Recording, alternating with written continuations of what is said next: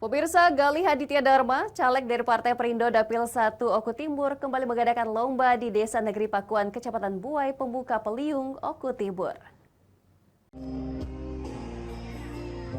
Caleg DPRD Kabupaten Oku Timur dari Partai Perindo yang bertarung di Dapil 1 ini telah mengadakan lomba di berbagai desa, antara lain Desa Pakuan Jaya, Desa Bantan, dan kali ini di Desa Negeri Pakuan.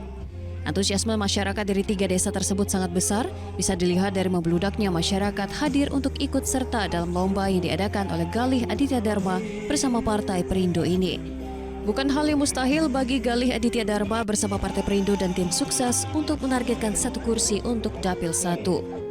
Turut hadir juga dalam lomba yang diadakan yaitu Susilawati selaku Ketua DPD Partai Perindo dan juga bertarung di Dapil 4 sebagai caleg DPRD Kabupaten Oku Timur.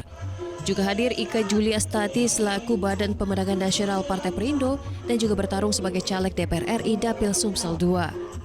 Galih Aditya Dharma mempunyai visi dan misi yang selaras dengan Partai Perindo bagaimana mengutamakan kesehatan dan pendidikan untuk menuju Indonesia Emas 2045. Tentunya perlombaan ini adalah perlombaan zona yang ketiga. Tentunya perlombaan ini diharapkan sebagai sebuah hiburan bagi masyarakat Bantan Raya dan sekitarnya.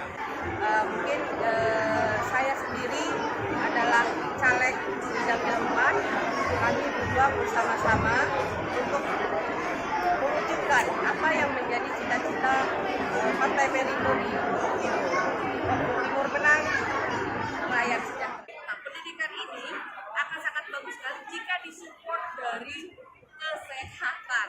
Saya sebagai salah satu caleg DPR RI concern akan program stunting. Nah, stunting itu sangat berpengaruh sekali akan bagaimana masa depan generasi muda kita di Indonesia Emas 2045. Dari Oku Timur, Jatmiko, iNews melaporkan.